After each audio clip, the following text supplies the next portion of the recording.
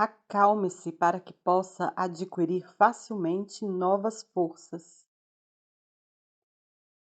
Todas as noites, nos Estados Unidos, mais de 6 milhões de pílulas soporíferas são necessárias para fazer os americanos dormirem. Essa surpreendente declaração me foi feita há vários anos por um fabricante de produtos farmacêuticos, por ocasião de uma convenção industrial, onde fiz uma conferência. Conquanto ela parecesse inacreditável, vim a saber de outros que conheciam melhor a situação que tal estimativa está agora muito abaixo da realidade. De fato, ouvi de uma pessoa que é autoridade no assunto que o povo americano está usando 12 milhões de pílulas soporíferas por dia. As estatísticas demonstraram que o consumo dessas pílulas aumentou em 1000% nos últimos anos. Uma declaração muito recente é ainda mais alarmante. Segundo o vice-presidente de uma grande indústria farmacêutica, consomem-se aproximadamente 7 bilhões de pílulas por ano, o que equivale a cerca de 19 milhões por noite. Que triste situação! O sono é um processo natural para a restauração das forças. Era de se pensar que qualquer pessoa, após o trabalho do dia, pudesse dormir tranquilamente. Mas, ao que parece, os americanos já nem sabem mais dormir. De fato, acham-se tão irritadiços que eu, um pastor com amplas oportunidades para submeter a questão a uma prova, devo confessar que os americanos estão tão nervosos e vibráteis que nem mesmo conseguem dormir ao ouvir algum sermão. Há anos que não vejo ninguém dormir na igreja. A situação não deixa de ser contristadora. Um funcionário de Washington que gosta de jogar com os algarismos, principalmente os algarismos astronômicos, contou-me que, no ano passado, houve um total de 7,5 bilhões de dores de cabeça nos Estados Unidos. Equivale isso a aproximadamente 50 dores de cabeça per capita ao ano. Você já teve a sua cota este ano? Ele não me contou como chegou àquela cifra, mas, logo depois de nossa conversa, li uma notícia, segundo a qual a indústria farmacêutica, nos Estados Unidos, vendeu, num ano recente, 11 milhões de libras de aspirina. Talvez esta era poderia bem chamar-se a Era da Aspirina, como, aliás, a denominou um escritor. Uma autoridade na matéria declarou que metade dos leitos nos hospitais dos Estados Unidos se acha ocupada por pacientes, não por causa de alguma doença ou acidente, mas, sim, por não terem eles podido disciplinar as suas emoções. Em 500 pacientes que foram examinados sucessivamente numa clínica, constatou-se que 386, ou 77%, sofriam de dificuldades psicossomáticas, doenças físicas causadas, em grande parte, por um estado mental mórbido. Outra clínica estudou o grande número de casos de úlceras e relatou que quase metade dos casos não se originara de distúrbios físicos, porém, do fato de os pacientes alimentarem preocupações, ódios e ressentimentos em demasia e viverem sob forte tensão nervosa. Um médico de outra clínica externou a opinião de que, a despeito de todos os extraordinários progressos científicos, Os facultativos apenas podem curar, por meio da ciência, menos da metade dos casos que lhes são confiados. Declarou que, em muitos casos, os pacientes lançam novamente em seus corpos os pensamentos doentios do espírito. Salientam-se entre esses pensamentos doentios a ansiedade e a tensão.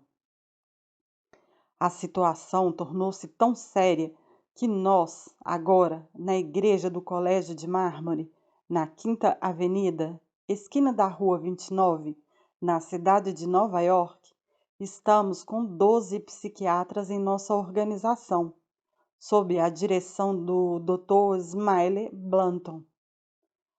Qual a razão de termos psiquiatras na organização da Igreja? A resposta está no fato de ser a psiquiatria uma ciência.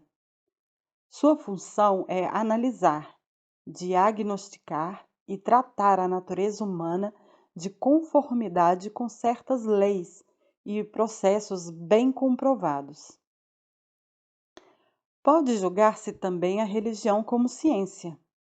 Ela é uma filosofia e um sistema de teologia, de metafísica e de culto. Enfeixe em si o código da moral. Tem também os característicos de uma ciência, dado o fato de ela basear-se num livro que encerra um sistema de técnicas e fórmulas destinadas à compreensão e tratamento da natureza humana. As leis são tão precisas e têm sido tantas vezes demonstradas, quando são aplicadas condições apropriadas de compreensão, fé e observância, que se poderá dizer que a religião forma uma ciência exata. Quando uma pessoa vem à nossa clínica, o primeiro conselho é, talvez, o psiquiatra, o qual, numa maneira afável e cuidadosa, estuda o problema do paciente e lhe explica a razão de seus atos e atitudes. É importante fato que se deve conhecer. Por exemplo, por que você tem tido um complexo de inferioridade durante toda a sua vida? Por que vive sempre perseguido pelo medo? Por que nutre ressentimentos? Por que tem sido sempre tímido e calado? Por que faz tolices e diz coisas incoerentes? Esses fenômenos de sua natureza humana não surgem sem uma causa. Há uma razão para esse seu modo de agir, e é um dia importante em sua vida quando finalmente a descobre. O conhecer a si mesmo é o começo de sua própria transformação. Em seguida a esse processo de conhecer-se a si mesmo, o psiquiatra entrega o paciente ao pastor, que lhe diz então como deve proceder. Esse último aplica ao caso, em forma científica e sistemática, a terapêutica da oração, da fé e do amor. O psiquiatra e o pastor amalgamam seus conhecimentos e combinam sua terapêutica. O resultado está no fato de que muitas pessoas encontram a felicidade em uma nova vida. O pastor não procura ser um psiquiatra, nem este um pastor. Cada um executa sua própria função, mas sempre cooperando um com o outro. A religião utilizada nesse processo é a dos indeléveis ensinamentos de Jesus Cristo, nosso Senhor e Salvador de nossa vida. Cremos na absoluta praticabilidade dos ensinamentos de Jesus.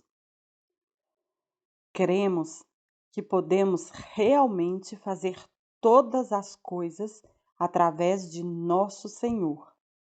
Filipenses 4:13. O Evangelho como é empregado, prova ser a execução literal dessa extraordinária promessa. Os olhos não viram, nem os ouvidos ouviram, nem entraram no entendimento dos homens as coisas que Deus preparou para aqueles que o amam. 1 Coríntios 2, 9. Tenha fé em Cristo. Tenha fé em seu sistema de pensamentos e ponha-o em prática. Tenha fé e sobrepujará todo temor, ódio, complexo de inferioridade, ressentimentos e toda forma de derrotismo. Em outras palavras, tenha fé e adquirirá um grande bem. Você jamais viu, jamais ouviu e jamais imaginou o que Deus dará àqueles que o amam. Um problema muito frequente nos trabalhos de nossa clínica é o da tensão nervosa. É em grande grau o que se poderá chamar a doença predominante no povo americano. Mas não é apenas o povo americano que a sofre. O Banco Real do Canadá, há tempos, dedicou sua carta mensal a esse problema, sob o título Acalmemo-nos. Diz em parte: não visamos nesta carta mensal doutrinar sobre questões de saúde mental e física. Estamos tentando vencer um problema que atormenta toda pessoa adulta no Canadá. E eu poderia acrescentar, nos Estados Unidos também. A carta do banco prossegue dizendo: somos vítimas de uma tensão que cada vez mais se vai estendendo. Temos dificuldades em acalmar-nos.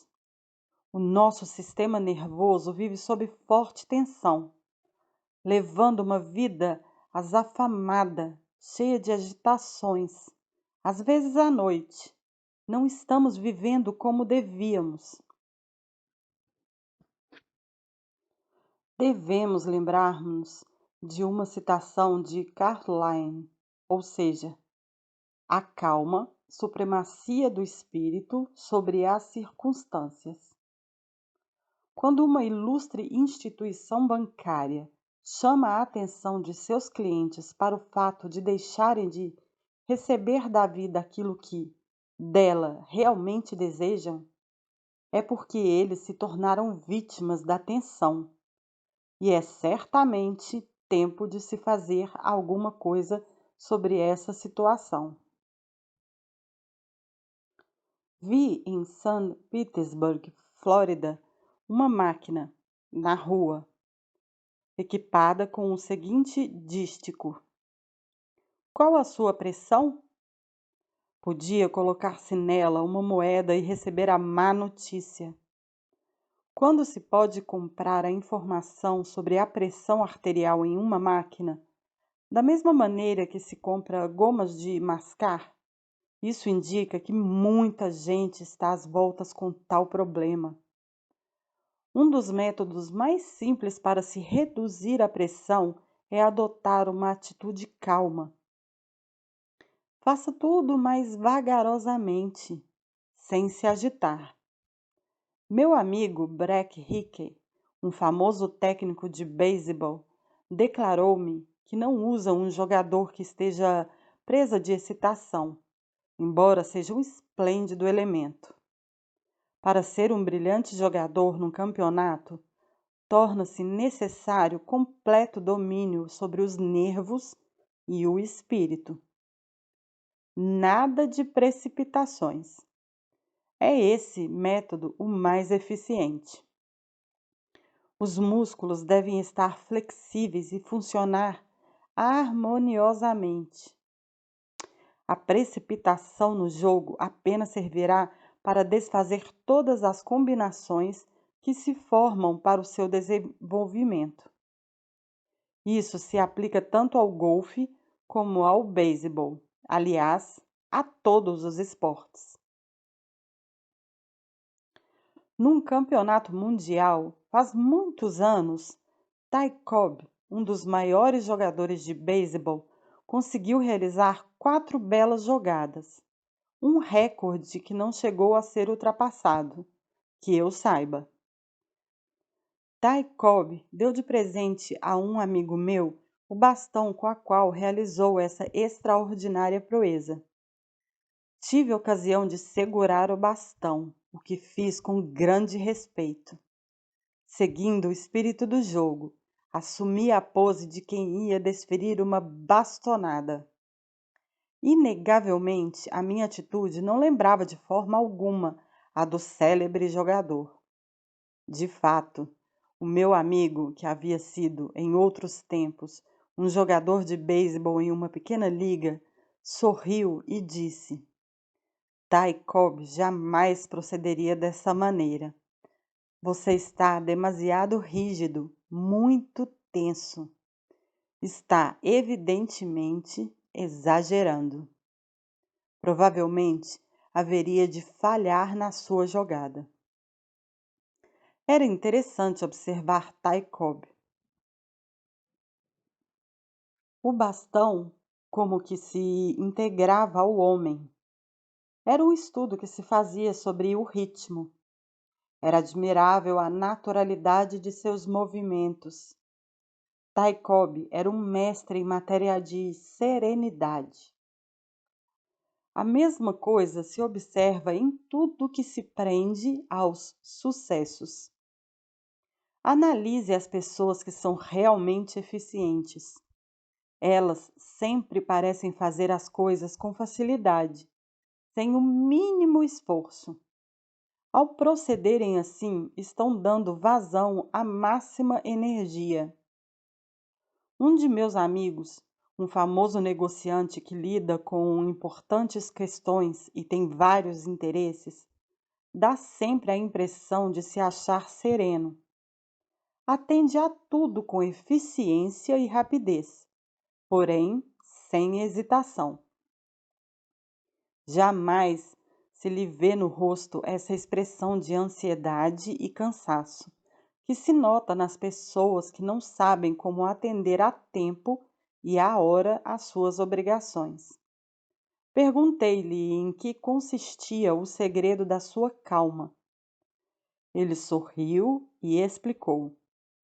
Oh, não é um grande segredo. Apenas procuro manter-me em harmonia com Deus. Só isso.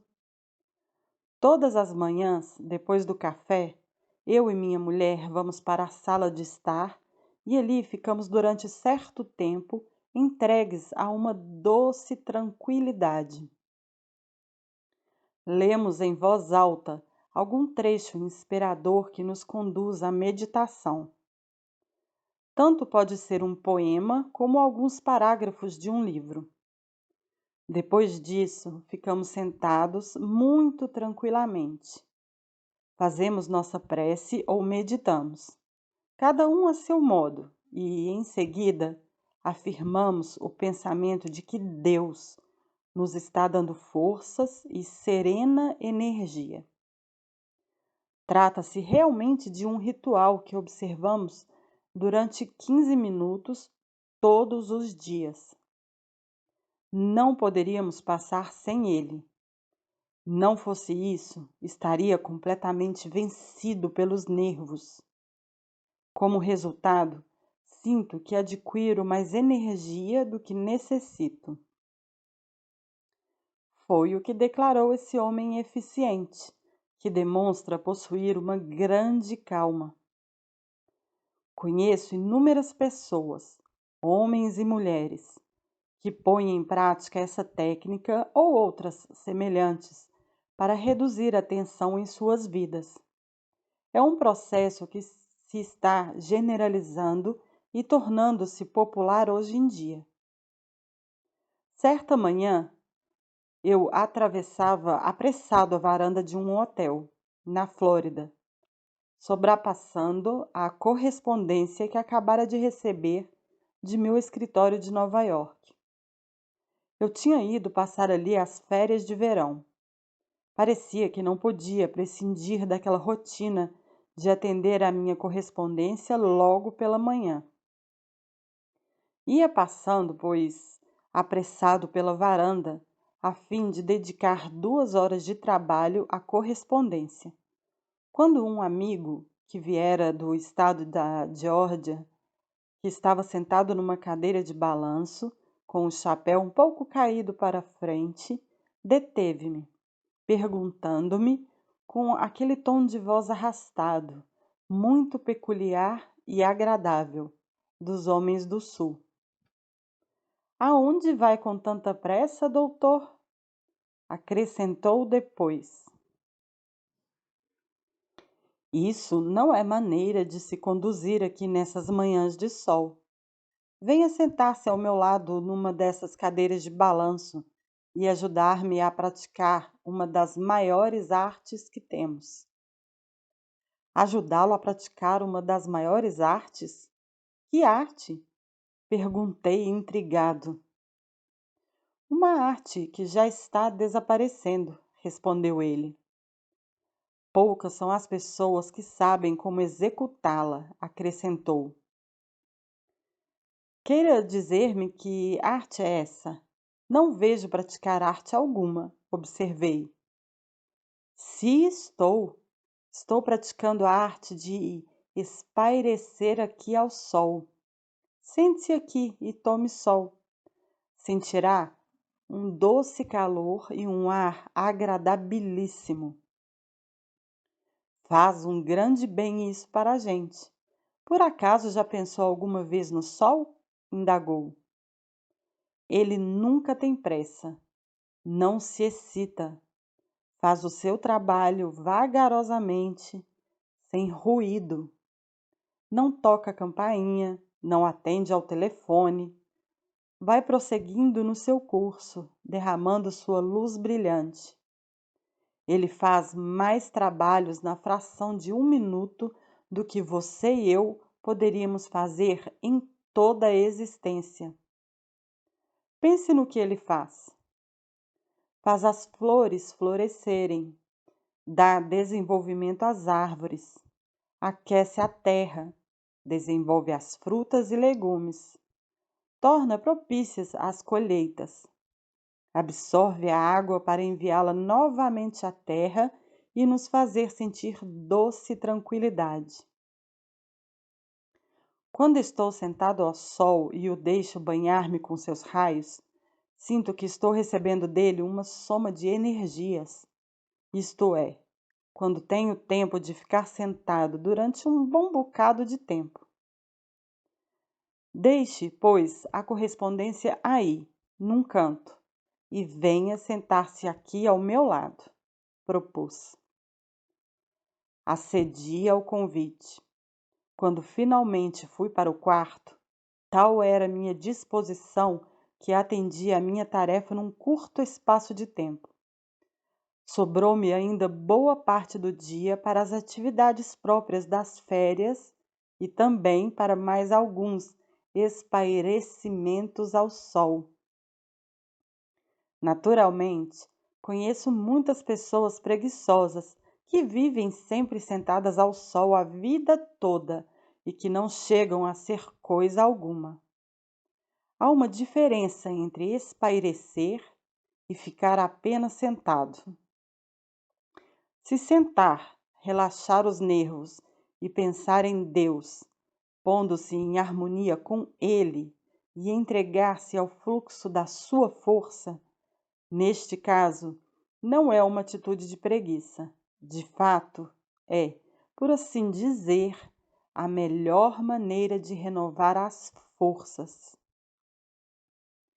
Ela produz a energia impulsionadora, a energia que você impulsiona e não a que impulsiona você.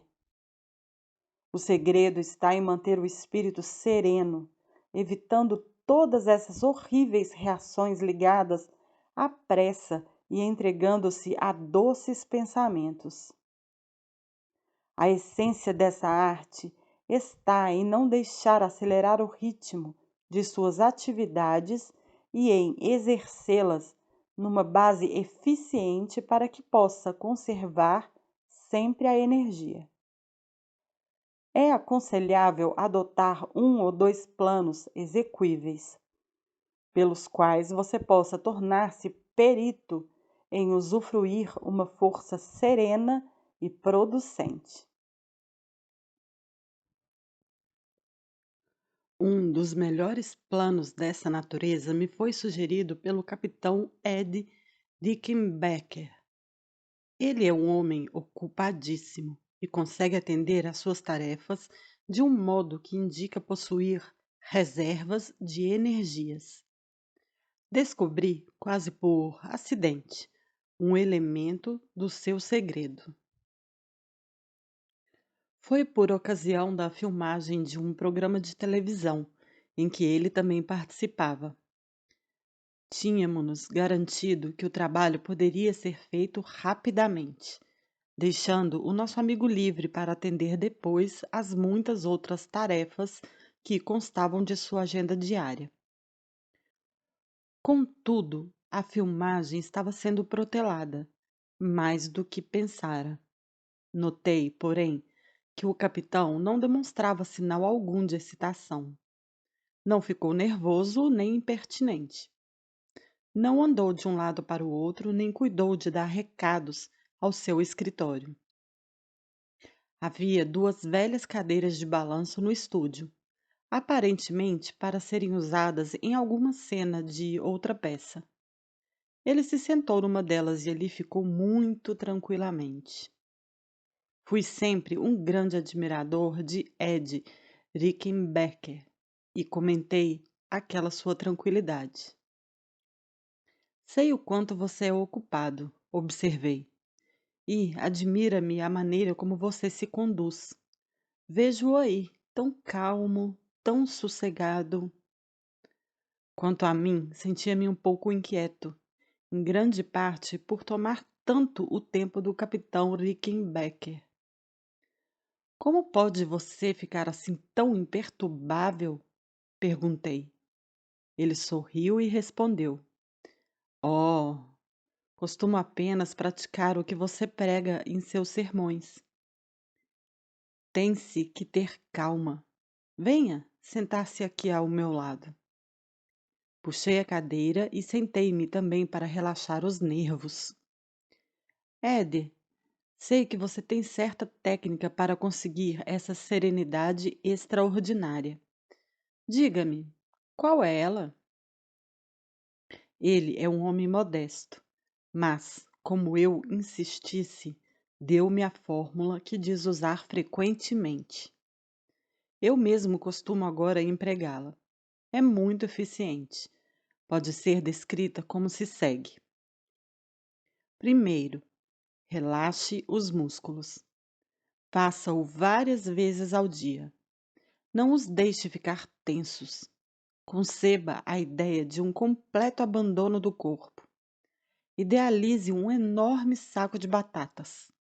Corte-o depois, deixando as batatas rolarem livremente. Mire-se na mesma situação desse saco, esvaziado.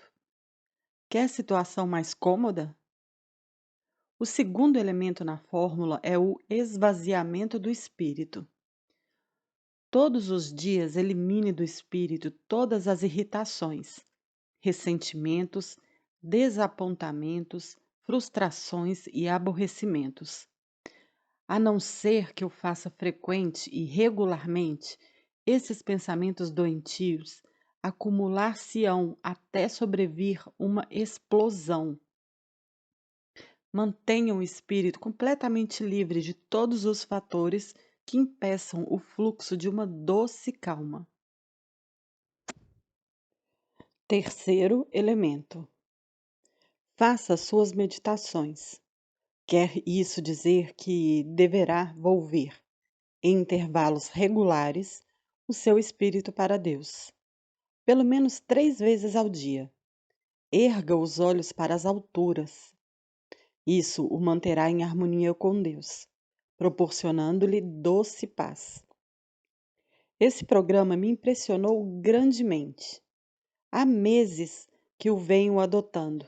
É um método excelente para se acalmar e viver serenamente.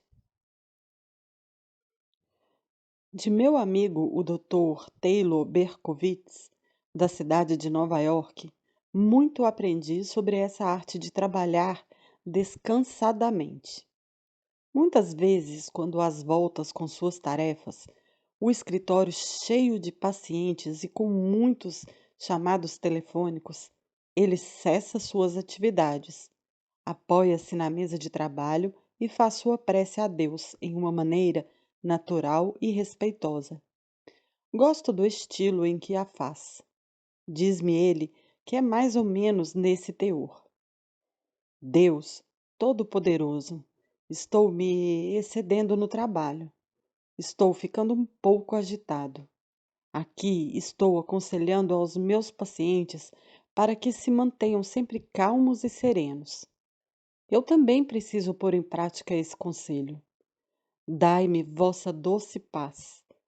Dai-me serenidade, forças e conservai minhas energias a fim de que possa auxiliar aqueles que me procuram. Ele permanece tranquilo durante uns minutos e depois agradece a Deus. Continua em seguida com sua tarefa sem se azafamar. Muitas vezes, ao ter que visitar um cliente doente na cidade, vê-se em meio ao congestionamento do tráfego. Tem um método interessantíssimo, qual o de se servir dessas demoras irritantes para relaxar os nervos. Costuma desligar o motor do carro, derrear-se no assento, apoiar a cabeça na almofada e cerrar os olhos. Chega, às vezes, a dormir. Diz que não há razão para se preocupar se dormir, pois as buzinadas estridentes dos outros carros o acordam quando o trânsito fica livre. Esses intervalos de completo relaxamento dos nervos, por ocasião do congestionamento do tráfego, são de curta duração, mas servem para renovar as energias. É surpreendente o quanto de minutos durante o dia poderá você empregar para repouso. Se nesses pequenos períodos você puder conseguir este poder de Deus, irá poder manter dentro de si uma doce serenidade. Não é a extensão do tempo para repouso que produz a energia, mas sim a qualidade dessa experiência. Contaram-me que Roger Barbison, o célebre homem das estatísticas, costuma sempre ir a uma igreja vazia para gozar uns momentos de tranquilidade. Ele lê talvez um ou dois hinos. Encontra nisso um verdadeiro descanso e um manancial de energias. Dali Carnegie, quando sob alguma tensão, tem por hábito ir a uma igreja que fica próxima do seu escritório, em Nova York, onde passa um quarto de hora de meditação após fazer suas preces. Diz ele que, quando as atividades apertam, costuma deixar o escritório e ir à igreja justamente para aquele fim. Isso demonstra que tem domínio sobre o tempo, não se deixa dominar por ele. Indica também absoluto zelo para que a tensão não se desenvolva a ponto de se tornar incontrolável. Uma noite, numa viagem que fiz de trem de Washington a Nova York, encontrei um amigo, membro do Congresso. Contou-me que ia ao seu distrito falar num comício de seus constituintes. Explicou-me que havia lá também um grupo que lhe era hostil e que provavelmente tais elementos iriam causar-lhe certas dificuldades. Se bem que representassem uma minoria em seu distrito, teria de enfrentá-los. São cidadãos americanos e eu sou o representante deles. Tenho o direito de se encontrar comigo se o desejarem. Você não parece estar lá muito preocupado com isso, comentei. De fato, não estou. Se fosse preocupar-me, ficaria impossibilitado de sair-me bem. Você tem algum método especial para enfrentar uma situação assim tensa? Perguntei-lhe. Oh, tenho. Aquela gente gosta de barulho, mas eu tenho cá a minha maneira de enfrentar tais situações sem tensão nervosa. Respirarei profundamente, falarei muito pausadamente e com sinceridade. Serei amável e respeitoso. Dominar-me-ei e confiarei em Deus até o fim. Aprendi um fato importante, continuou o congressista, que é o seguinte: seja qual for a situação, é preciso relaxar os nervos, manter-se calmo, assumir uma atitude amiga, ter fé e dar de si o que tiver de melhor. Procedendo assim, geralmente as coisas haverão de correr bem. Não tenho dúvida quanto à capacidade desse congressista em viver e trabalhar sem tensão nervosa e, o que é mais ainda, de atingir de maneira brilhante os seus objetivos. Quando estávamos fazendo uma construção em minha chácara em Pauling, Nova York, eu observava um trabalhador que manejava uma pá. Ele estava removendo um monte de areia. Era um quadro interessante. Nu até à cintura, seu corpo magro e musculoso movia-se com precisão e absoluta coordenação. A pá erguia-se e caía num ritmo perfeito. Ele a enfiava na areia, apoiava o corpo sobre o cabo e empurrava-o. Depois, num movimento natural, erguia a pá e depositava a areia num carro ao lado. Fazia-o ininterruptamente. Os movimentos eram sempre os mesmos. Tinha-se quase a impressão de que se podia cantar uma canção, acompanhando o ritmo dos movimentos daquele trabalhador. E, na verdade, ele cantava ao fazer aquele trabalho. Não me admirei quando o capataz me contou ser ele um de seus melhores operários. O capataz, falando-me sobre ele, disse também que era uma criatura de bom humor, feliz e agradável. Realmente, ali estava um homem tranquilo, que vivia satisfeito, mestre na arte de trabalhar sem dispersar energias inutilmente. Essa disposição serena resulta da recriação e o processo da recriação deve ser contínuo. A criatura humana foi feita para receber sempre um contínuo fluxo de energias que procede de Deus.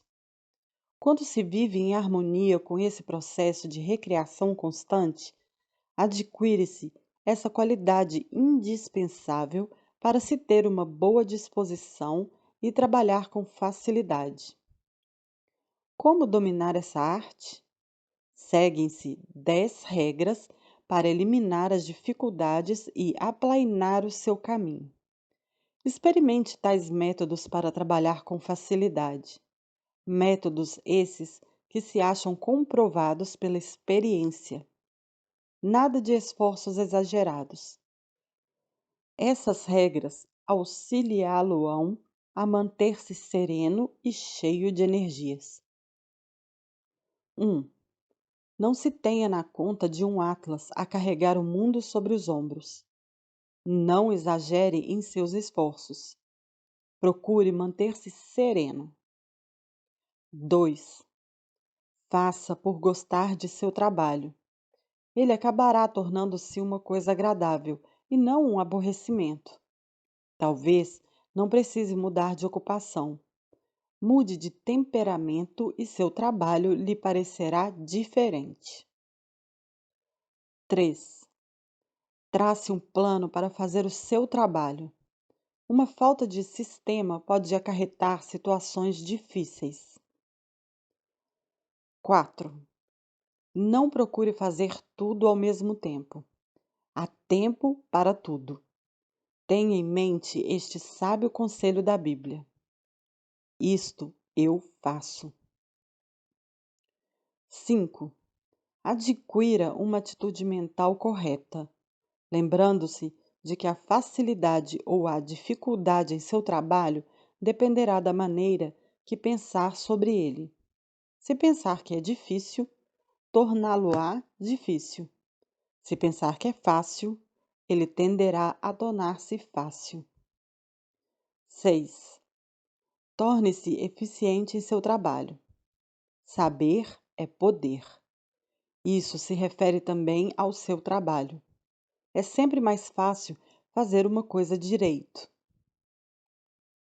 7. Relaxe sempre os nervos. A calma é tudo. Nada de pressa. Devagar se vai ao longe. 8. Seja metódico e não deixe para amanhã o que pode fazer hoje. A acumulação de trabalhos por fazer torna a tarefa mais pesada. Mantenha o trabalho em dia. 9. Faça uma prece pelo seu trabalho. Você adquirirá boa eficiência assim procedendo. 10. Admita o sócio invisível. É surpreendente a carga que ele tirará de seus ombros. Deus se acha à vontade tanto nos escritórios, fábricas, lojas e cozinhas como nas igrejas. Ele conhece o seu trabalho mais do que você. Seu auxílio tornará fácil a sua tarefa.